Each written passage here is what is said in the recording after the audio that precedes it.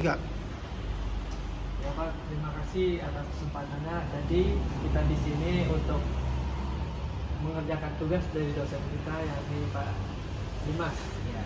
dalam matkul mata keuangan, sistem keuangan ya.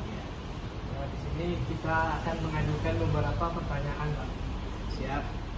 Monggo silakan bertanya Pak Azhar.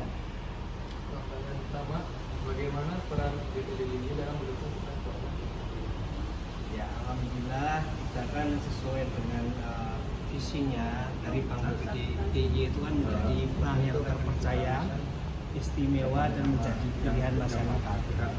Tentu saja dengan perkembangan yang saat ini ada dengan meningkatnya perekonomian di masyarakat, serta kita harus mensupport baik dari sisi layanan maupun dari sisi digital. Kita produk-produk Bank BPDI, alhamdulillah kita sudah mulai hampir semua sudah digitalisasi. Baik ada mobile banking, ada QRIS, kemudian ada CMS, cash management system, ada banyak lain seperti Agenda Pandai juga kita membuka. Jadi sesuai dengan visi kita agar mutu pelayanan kami juga bisa diterima oleh masyarakat sehingga sesuai visinya menjadi pilihan masyarakat. Oke, pertanyaan kedua, apa kontribusi utama Bank BPDI dalam mendorong inklusi keuangan di wilayah DIY?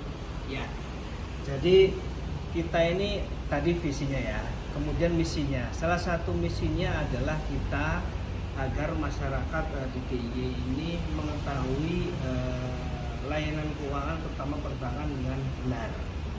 Jangan sampai nanti justru Bank BPDI yang menjadi milik Pemprov, Pemkab dan Pemkot DIY ini justru masyarakatnya malah miliknya ke bank yang lain. Untuk itu kita sering mengadakan sosialisasi produk ke masyarakat.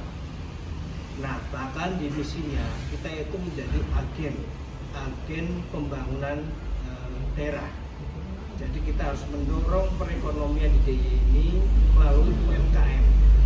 Nah, jadi kita selalu mensosialisasikan baik ke masyarakat, UMKM terkait peran pentingnya layanan keuangan terutama melalui perbankan dengan benar.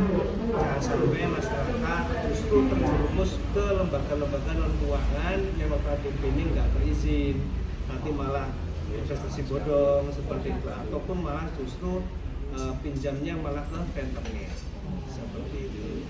Ya. Pertanyaan berikutnya Pak, sektor usaha apa yang paling banyak menerima pembiayaan dari Sampai dengan saat ini sektor yang paling banyak itu di perdagangan.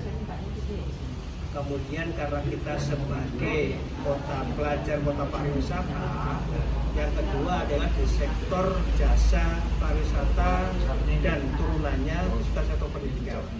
Kemudian yang ketiga baru ke industri pengolahan.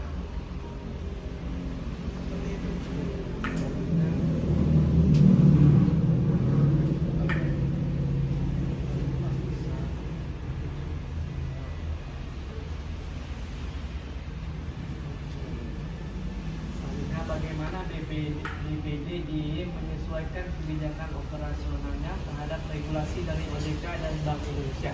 Ya, jadi kita patuh terhadap regulasi yang ada karena kita juga sebagai perbankan yang mempunyai aturan ketat, kita diawasi oleh otoritas jasa keuangan OJK.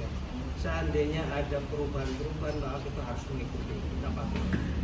Jadi apa yang kita lakukan, apa yang kita kerjakan sudah sesuai dengan regulasi yang berlaku. Seperti itu.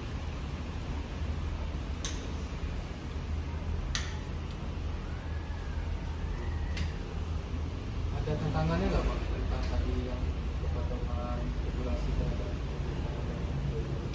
Ya, semua itu membutuhkan penyesuaian ya.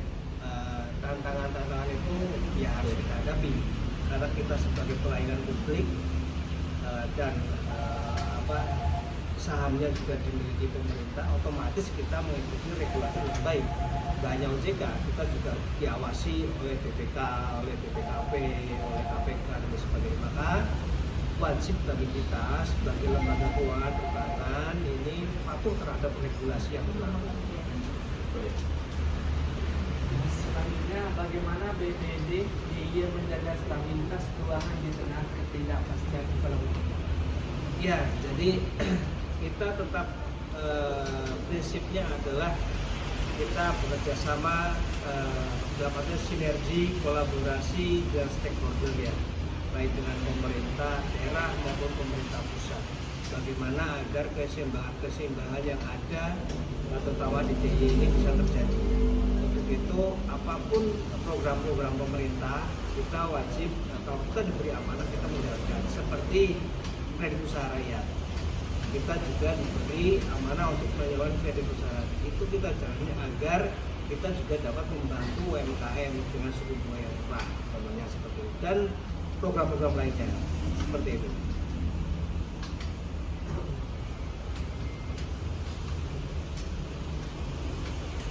Terakhir Pak, apa program khusus yang disediakan BPD DIY untuk membantu pengembangan ekonomi? Nah, kita terkait dengan program-program khusus sebenarnya di berbagai sektor ya. Maksudnya ada di pinjaman, kita punya produk untuk UMKM dengan suku bunga yang murah. Terakhir kredit PD, Pemulihan Ekonomi Daerah atau kredit pool. Baik dari segi sosial kita juga ada CSR, ya, corporate social responsibility. Nah, itu CSR hampir sebagian besar juga ke sektor pendidikan seperti beasiswa dan lain sebagainya. Jadi sebenarnya untuk menjaga stabilitas ya, untuk menjaga stabilitas itu seperti tadi saya sampaikan bahwa kita juga harus bersama kolaborasi dan sinergi dengan sektor yang lain.